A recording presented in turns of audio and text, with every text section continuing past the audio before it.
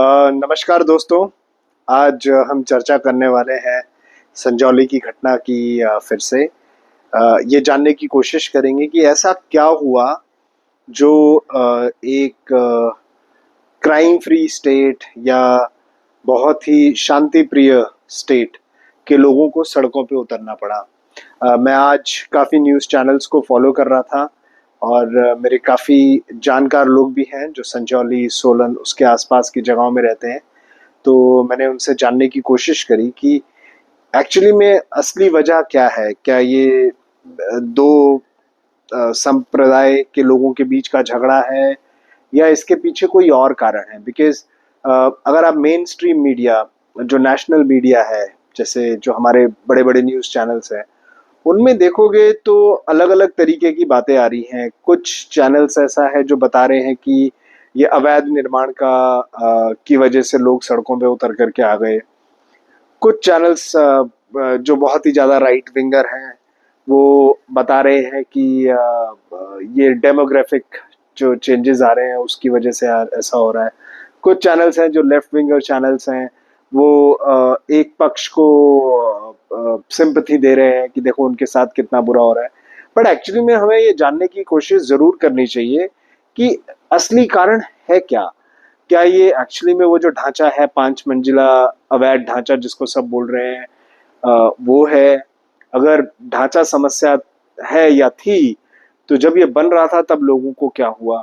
और ये जानने की कोशिश करते हैं कि किस किस वजह से ये स्पार्क हो गया, किस वजह से ये मैटर इतना इतना सेंसिटिव बन गया सबके लिए कि लोग सड़कों पे उतर आए। जब प्रशासन ने लाठी चार्ज करा तब भी वहां पे लोग बैठे। और आप लोगों ने अगर आज के अलग अलग न्यूज़ चैनल्स में वीडियोस देखे होंगे संजौली से, तो आप लोग नोटिस करोगे कि पूरी पूरी वो जो भीड़ सड़कों पे उतरी, उसमें काफी प्रतिशत महिलाएं हैं। तो ये एक बहुत ही अच्छा सिग्नल है। और इसमें भी ये कारण छुपा हुआ है कि किस वजह से ये बढ़ा। सब ये कह रहे हैं कि पिछले हफ्ते एक वहाँ के लोकल दुकानदार पर हमला हुआ जिसके सर पे 14 टांके आए, और जिन लोगों ने हमला करा वो मारने के बाद उस बिल्डिंग में जाकर के छुप गए थे, जिसकी वजह से ये सारी चीजें चालू हुई। बट होता क्या है कि ये हजारों लोग सड़क में उस इंसान की वजह से नहीं आए जिसके सर में टांके आए। इसके पीछे कारण कुछ और है, समस्या कुछ और है। अवैध निर्माण समस्या हो सकती है, लेकिन वो समस्या हो सकती है सिर्फ और सिर्फ जो वहाँ के आसपास लोग रह रहे हैं, है ना। ये समस्या उन 10,000, 20,000, 50,000 लोगों की नहीं हो सकती है जो सड़क पे आए हैं। तो मैंने अब जैसा कि बताया कि काफी न्यूज चैनल्स को सुना और लोकल न्यूज चैनल्स को सुना, जो वहाँ पे लोकल हिमाचल के न्यूज चैनल्स हैं वर्सेस नेशनल लेवल के न्यूज चैनल्स। और उसमें जो लोकल लोगों से इंटरव्यूज हो रहे थे उनको सुना, तो उसमें काफी बातें समझ में निकल करके आई। लेकिन दो बातें जो बहुत इम्पोर्टेंट है, जो आप ये लगा लो ज्यादातर लोगों ने बोली कि ये एक समस्या है और हम इस वजह से भी सड़कों पे हैं। उसमें जो सबसे बड़ी समस्या है और जो पहली समस्या है, वो है सुरक्षा हमारी माताओं, बहनों और बच्चियों की। जिस भी इंसान ने न्यूज़ चैनल, चाहे वो लोकल न्यूज़ चैनल है या चाहे वो नेशनल न्यूज़ चैनल है, जब मैं बात कर रहा हूँ लोकल न्यूज़ चैनल की जो हिमाचल की न्यूज़ कवर करता है, और जो मैं अगर नेशनल न्यूज़ चैनल की बात कर रहा हूँ तो मैं बात कर रहा हूँ जैसे आज तक हो गया या फिर इंडिया टुडे हो गया या इंडिया टीवी हो गया, जो नेशनल लेवल की न्यूज़ को कवर करते हैं। तो इन चैनल्स ने के कॉरेस्पॉन्डेंट्स ने जिससे भी बात करी और या जो भी इंसान इंटरव्यू देने के लिए आया, उनका सबका एक बहुत एक एक कॉमन कंसर्न था। वो था सेफ्टी ऑफ आवर वुमेन, हमारी महिलाओं की सुरक्षा। चाहे वो हमारी माताएं हैं, चाहे वो हमारी बहनें हैं, हमारी बेटियां हैं, इन इन सब की सुरक्षा। सबका ये कहना है कि इन बाहरी लोगों के आने की वजह से सड़क में चलना मुश्किल हो गया है। कुछ एक स्पेशल दिन होते हैं जब ये लोग हजारों की तादाद में यहाँ पर होते हैं, और तब महिलाओं की सुरक्षा एक समस्या तो है, पुरुषों की सुरक्षा भी समस्या हो जाती है। पुरुषों की सुरक्षा भी एक समस्या का मुद्दा बन जाता है। तो ये कॉमन चीज है जो सबने बोला। लेडीज का ये कहना था, महिलाओं का ये कहना था कि गलत तरीकों से देखते हैं, भद्दे भद्दे कमेंट करते हैं। और आजकल एक शब्द ये काफी न्यूज चैनल्स बोल रहे हैं और काफी वहाँ के लोग भी बोल रहे हैं कि लव जिहाद के किस्से भी वहाँ पर काफी आ गए हैं, जो कि वहाँ के स्थानीय लोग बता रहे हैं। और महिलाएं, जैसे कि हमारे हमारे स्टेट में तो हिमाचल प्रदेश में आप कभी भी कहीं पे भी आ जा सकते थे, लेकिन उनका कहना है कि महिलाओं का यहाँ तक कि, क्योंकि हम लोग के घर क्या होते हैं, जो कॉमन रास्ते होते हैं उनके आसपास बने होते हैं। अब ठंड का माहौल होता है, आप सब लोग बाहर बैठ करके धूप सेकना भी पसंद करते हो, तो महिलाओं का ये तक कहना है कि हम अपने घर के बाहर बरामदे में भी नहीं बैठ सकते, बिकॉज बड़े बड़े झुंडों में वहां से भारी लोग निकलते हैं, और जब वो निकल करके जा रहे होते हैं तो गलत तरीके से देखते हैं, कुछ कमेंट्स भी करते हैं, और आपको अनकंफर्टेबल फील कराते हैं। तो ये एक बहुत कॉमन मुद्दा था जो हर किसी वहाँ के लोकल निवासी ने, संजौली या शिमला के लोकल निवासी ने बताया। और मुझे ये लगता है कि ये भी एक कारण है कि जो आज भीड़ सड़कों में आई, जिस भीड़ ने डंडे खाए, जिस भीड़ ने अपना इस आक्रोश प्रकट प्रकट करा, उसमें काफी संख्याएं महिलाओं की थी। समझे आप? ये रीजन है कि महिलाएं इसमें बढ़ चढ़ करके इस आंदोलन में हिस्सा ले रही हैं। और जो दूसरी चीज, ये आपको कोई न्यूज चैनल नहीं बताएगा, बिकॉज वो दिखाएंगे या वो बताएंगे जो बिकेगा, जिसमें मसाला है। दूसरी चीज जो सारे आंसर्स में इंटरव्यूज के दौरान कॉमन थी, वो थी लोकल बिजनेस का नुकसान। और वहाँ के स्थानीय बिजनेसमैन और लोगों का ये कहना है कि बाहरी लोगों ने आकर के जो रेंटल इनकम है, जो किराए का प्रोसेस है या सिस्टम है उस इलाके में, उसको पूरे तरीके से खराब कर दिया है, बर्बाद कर दिया है। होता क्या है कि जैसे मान लो मेरी एक दुकान है जो मैं किराए में देना चाहता हूँ, तो मेरी उस दुकान से किराए की एक्सपेक्टेशन है, मान लीजिए 20,000 रुपए। तो मैं, जो भी मेरे पास दुकान लेने के लिए आता है, मैं उसे 20,000 बोलता हूँ। तो ज्यादातर केसेस में क्या होता है कि जब मकान मालिक या दुकान मालिक 20,000, 18,000, 15,000 किराया मांग रहा होता है, तो जो दुकान किराए में लेना चाहता है वो बार्गेनिंग करते हैं, नेगोशिएट करते हैं कि चलो 15 की जगह जी 14 में दे दो, 12 में दे दो, 13 में दे दो। बट वहाँ के स्थानीय लोग क्या बता रहे हैं कि ये जो बाहरी लोग आते हैं, ये अगर कोई मकान मालिक या दुकान मालिक 20,000 किराया मांगता है, या मार्केट वैल्यू किराए की 20,000 है, तो ये 25,000, 30,000 में उस दुकान को किराए पे लेते हैं। तो मकान मालिक यही चाहेगा, जो सबसे ज्यादा किराया देगा उसको मैं अपनी दुकान या मकान दूंगा। तो ये मार्केट रेट से ज्यादा किराए में दे रहे हैं, किराया दे रहे हैं, अपनी कॉस्ट को बढ़ा ले रहे हैं। और जो उससे भी बड़ी समस्या है वो ये है कि फॉर एग्जाम्पल ये इन्होंने एक 20,000 की दुकान 25,000 रुपए किराए में ली और उसमें फलों का काम चालू करा। तो अगर पूरी मार्केट में सेब 180 रुपए किलो बिक रहा है या मिल रहा है, तो ये लोग क्या कर रहे हैं, ये 150 रुपए में बेच रहे हैं। अब ये लोगों की समझ से परे है कि एक तो आप ज्यादा किराया भी दे रहे हो और सस्ते में सामान दे रहे हो। तो इससे क्या हो रहा है, जो लोकल आदमी का बिजनेस है, पहली चीज, क्योंकि लोकल आदमी दुकान मकान किराए में लेने के लिए जाता है, उसको मिलता नहीं है, क्योंकि ये लोग ज्यादा पैसे दे करके उसको लेने के लिए रेडी हो गए हैं। अच्छा, किसी को अगर किराए की दुकान की जरूरत नहीं है और उसकी अपनी दुकान है, तो वो जब माल बेचना चालू करता है, तो ये लोग क्या कर रहे हैं, सस्ते में माल बेच रहे हैं। अब ये जो लॉसेज हैं इनके, वो कैसे कॉम्पनसेट हो रहे हैं ये मुझे नहीं मालूम। बट काफी, अगर आप यूट्यूब में इन्फ्लुएंसर्स को सुनो, या उत्तराखंड या हरिद्वार की केस स्टडीज पढ़ो, तो वहां पर भी यही ट्रेंड आया था कि लोकल आदमी को आप बिजनेस से कैसे बाहर भगाएंगे, उसको किराए पे दुकान मत लेने दो, और उसका ग्राहक तोड़ो।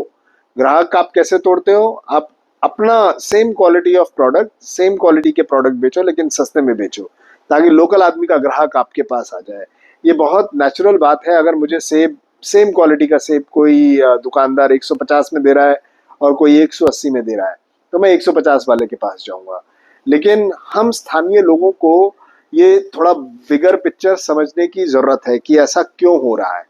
अ, जो विशेषज्ञ हैं या जो केस स्टडीज हैं वो ये कहती हैं कि ये इसलिए होता है कि आप कंप्लीटली लोकल आदमी को बिजनेस से बाहर कर दो, और जब आपकी मोनोपोली हो जाए मार्केट में, यानी जब सिर्फ आप ही हो बेचने वाले, तब आप मनचाहा दाम उस चीज का ले सकते हो।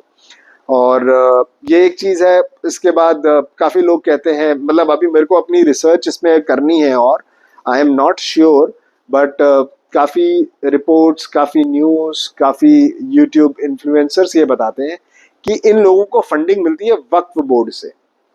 अ, मैंने अभी इस पे रिसर्च करा नहीं है तो मैं 100% नहीं बोल सकता, बट लॉजिकल ये बात लग रही है कि वक्फ बोर्ड बोलता है कि जाओ महंगे में दुकान लो, सस्ते में उसे बेचो और सस्ते में अपना सामान बेचो। जो आपके लॉसेस हैं, जो आपको नुकसान हो रहा है ज्यादा किराया दे करके और सस्ते में अपना सामान बेच करके, उसका हम ख्याल रख लेंगे।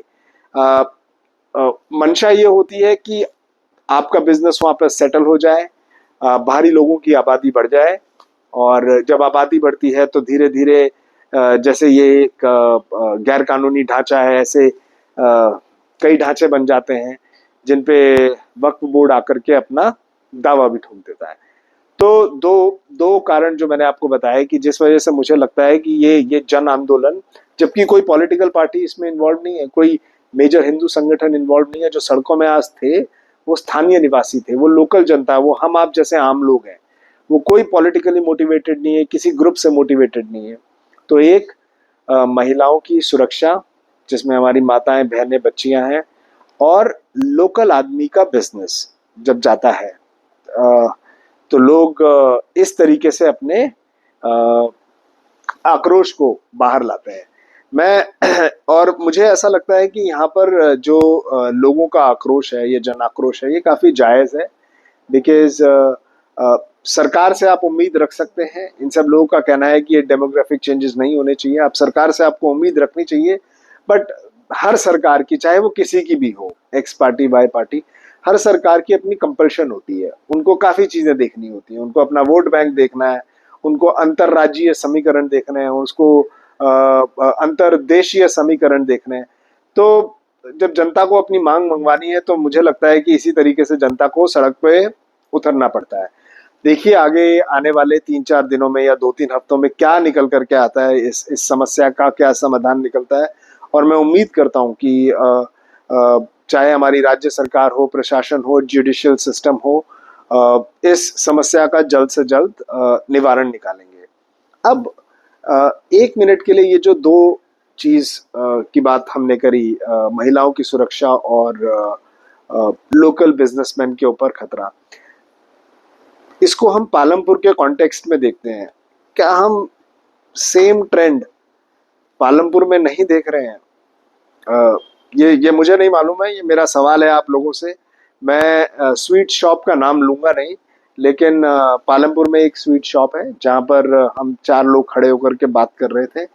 तो सबने बोला कि ये कंसर्न पालमपुर में भी दिख रहा है। मैं जब बात करता हूँ पालमपुर की, तो मैं सिर्फ पालमपुर बाजार की बात नहीं कर रहा, इसमें पंचरुखी बाजार, मतलब पालमपुर एक बड़ा शहर है, इसके आसपास आने वाले छोटे मोटे सारे बाजार। क्या हम ये सेम ट्रेंड पालमपुर बाजार में देख रहे हैं, जिसमें बाहरी लोग आ रहे हैं, महंगी दुकानें ले रहे हैं, सस्ते में सामान बेच रहे हैं, they are winning customers, customer जीत रहे हैं, और धीरे धीरे लोकल आदमी को बिजनेस से बाहर कर रहे हैं। धीरे धीरे बाहरी लोगों की दुकानें उस पूरे बाजार में बढ़ती जा रही हैं। अगर हम ये ट्रेंड देख रहे हैं तो इसके बारे में हमें विचार करने की बहुत जरूरत है। क्यों इंतजार करना कि जैसा हादसा कसौली संजौली में हुआ उसके बाद हम अपना जो भी वट एवर वी थिंक उसको प्रकट करते हैं। और ये जो महिलाओं की सुरक्षा की समस्या है, आप ये मान के चलिए कि बाहरी लोगों के आने पर ये सुरक्षा की समस्या 110% होगी ही होगी। बिकॉज हम लोग, पहाड़ी लोग, हर बच्ची को मुन्नी बोलते हैं, है ना। पर ये कल्चर हिमाचल प्रदेश के बाहर नहीं है, जहां से ये ज्यादातर बाहरी लोग आते हैं, जो पश्चिमी उत्तर प्रदेश, वेस्टर्न यूपी, इसमें मेरठ, सहारनपुर, मुजफ्फरनगर, ये सारी बेल्ट आती है। अब यूपी में तो क्या है, एक संत का राज है, तो वहां पर आप कुछ गलत कर नहीं सकते, पर आपको गलत काम करना भी है तो आप क्या करोगे? आप ऐसी जगहों में जाओगे जहाँ के लोग शरीफ हैं, जहाँ पर पुलिस को इतना एक्सपोजर नहीं है, लोग इतनी इतनी गहराई में जाकर के चीजों को समझते नहीं। और मैं जब बोलता हूँ कि पुलिस को एक्सपोजर नहीं है, मुझे ये लगता है ये भी एक बहुत बड़ी समस्या है, बिकॉज हमारा स्टेट काफी समय तक क्राइम फ्री स्टेट रहा है। तो क्या हमारे यहाँ की पुलिस को इतना एक्सपीरियंस, प्रैक्टिकल एक्सपीरियंस है? I don't know, I could be wrong, मैं गलत भी हो सकता हूँ। मेरी कॉमन सेंस ये बोलती है कि जो स्टेट काफी दशकों से क्राइम फ्री रहा, तो वहां की पुलिस के पास जो एक्सपोजर है वो कम होगा। अगर हम डॉक्टर्स की भी बात करें, जो एक शहर का डॉक्टर होता है और एक जो गांव में डॉक्टर होता है, शहर का डॉक्टर आप ये देखिए दिन में 500 मरीज देखता है। I am just making it up, मैं एक नंबर ले रहा हूँ। लेकिन गांव का डॉक्टर उसी कंपैरिजन में 20-30 लोग देखता है। तो जितना आप काम करते हो उतना आपका एक्सपीरियंस ज्यादा बढ़ता जाता है। तो इस वजह से मैंने पुलिस वाली बात बोली, इसको अन्यथा ना ले अगर कोई पुलिस वाला देख रहा है तो हाँ, coming back to my point कि अगर हम पालमपुर में भी ये ट्रेंड देख रहे हैं तो हमें थोड़ा सावधान रहना की बहुत ज़रूरत है। और अगर आप दुकान के मालिक हैं, मकान के मालिक हैं, तो आप कोशिश कीजिए, आप देखिए जो आपको ठीक लगेगा आप वो करेंगे, लेकिन आप कोशिश कीजिए कि आप स्थानीय निवासी को दें। और अब बाहरी इंसान को भी दे सकते हैं, ऐसी कोई बात नहीं है, पर आप देखिए कि क्या वो आपको ज्यादा पे कर रहा है, जो मार्केट वैल्यू है। अगर ज्यादा पे कर रहा है तो उसमें कुछ ना कुछ, कहीं ना कहीं कुछ ना कुछ गड़बड़ है। तो गड़बड़ वाली ट्रांजेक्शन आप मत कीजिए। आप दो, अपना मकान दो, किराए में दो, दुकान भी दो, स्थानीय लोगों को प्रायोरिटी दो। हर स्टेट ये करता है, हर हर हर कोई ये करता है, मतलब अपने लोगों को प्रायोरिटी दो। आप सामान कुछ मार्केट में खरीदने जा रहे हैं, हो सकता है कि किसी बड़ी साजिश के तहत कुछ लोग आपको सामान सस्ते में दे रहे हैं, और अगर आप लोकल आदमी से खरीदते हैं तो 5, 10, 20 रुपए महंगा आ रहा है। तो इस साजिश को भी अपने दिमाग में रखें, बिकॉज ये साजिश उस लोकल बिजनेसमैन को खत्म नहीं करेगी, सबको खत्म करेगी आगे चल करके। तो उम्मीद करता हूँ मेरा ये एनालिसिस आप लोग को पसंद आया होगा, और आप लोग को लगता है कि मेरा एनालिसिस सही है तो आप अपने कमेंट्स मेरे साथ ज़रूर शेयर करें। आपके कमेंट्स को देख करके मुझे बहुत अच्छा फील होता है, बहुत मोटिवेटेड फील करता हूँ। और सिर्फ वीडियो को देखें नहीं, वीडियो को लाइक भी करें। अगर आपने इस चैनल को सब्सक्राइब नहीं करा है तो आप इस चैनल को सब्सक्राइब भी करें। और अगर आपको वीडियो का कंटेंट पसंद आया है तो आप इसको अपने दोस्तों, रिश्तेदारों और जिस किसी को भी आपको लगता है ये कंटेंट पसंद आएगा उसके साथ शेयर करें। बहुत जल्द मैं आपके सामने कुछ और मुद्दे लेकर के आऊंगा। ये वीडियो देखने के लिए धन्यवाद। जय देवभूमि हिमाचल प्रदेश, जय हिंद, धन्यवाद।